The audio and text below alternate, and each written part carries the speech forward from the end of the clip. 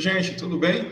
Mais uma videoaula de matemática, a turma aqui do 8º ano. Vamos falar hoje de porcentagem, tá, pessoal? Um assunto muito útil, né, para a sociedade, para o indivíduo que tem que compreender esse fenômeno que é tão utilizado no mercado, né? A gente utiliza muitas transações financeiras, de quantidades, também utilizando esse termo de porcentagem, tá, pessoal?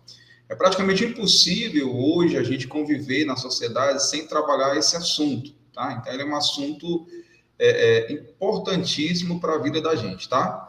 Então, vamos lá, vamos pegar esse assunto, vocês vão ver como é simples trabalhar porcentagem, ok? Vamos à nossa videoaula apresentando o material de hoje.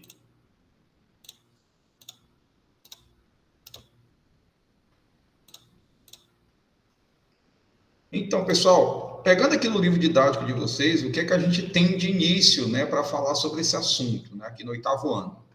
A expressão porcento, pessoal, lembra, né, uma fração centesimal, onde embaixo da fração vai ter o 100, né, uma divisão por 100, tá, pessoal?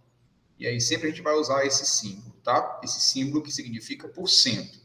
Mas de olho no significado dessa palavra, né, pessoal? Toda vez que a gente fala porcento, é a mesma coisa de falar por 100, dividido por 100, tá? É importante salientar isso.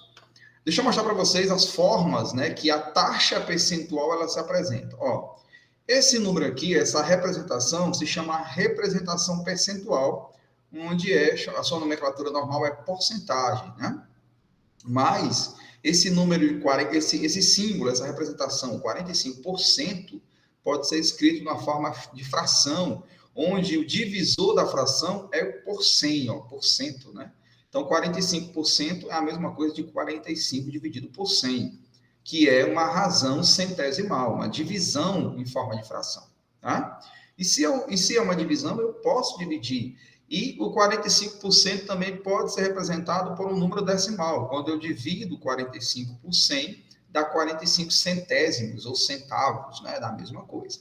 Então, eis as três formas de se utilizar porcentagem. Mas lembrando, para fins de cálculo, pessoal, a gente não usa esse termo aqui. Ele é só uma representação.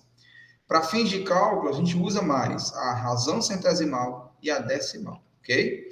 Um exemplo, ó, quando dizemos que quase 85% da população brasileira vive em áreas urbanas, né, em cidades, isso significa dizer que cerca de 85 pessoas em cada grupo de 100 vivem em áreas urbanas, ou seja, nós estamos falando que 85%, ou seja, 85 de 100, tá bom? A gente sempre usa essa razãozinha.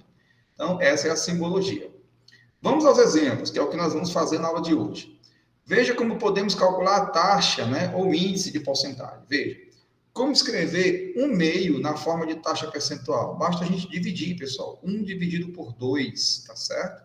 Se você vê, 1 é exatamente a metade de 2, então ele é 50%, né, por 100, né?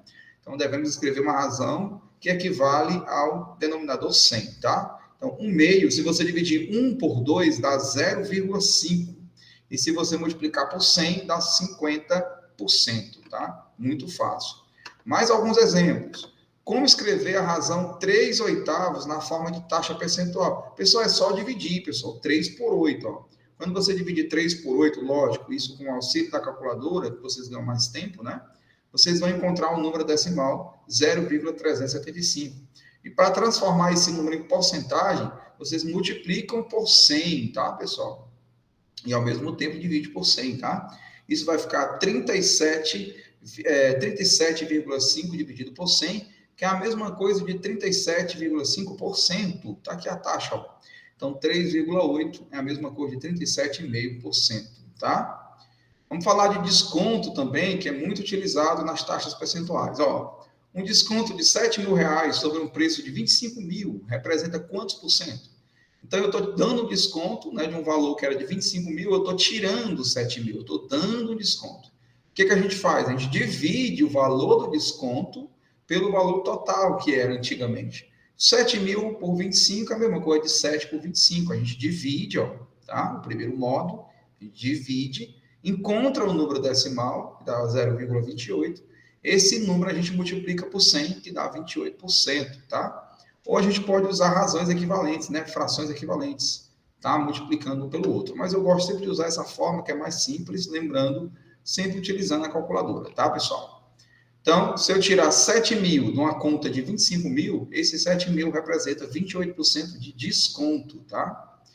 Vamos falar aqui de outro caso, de outra situação. Numa partida de basquetebol, obtemos o índice de aproveitamento de lances livres de um jogador, calculando a razão percentual entre o número de acertos e o total de lances livres. Ou seja, ele vai ter alguns lances e aí vamos ver quantos ele acertou.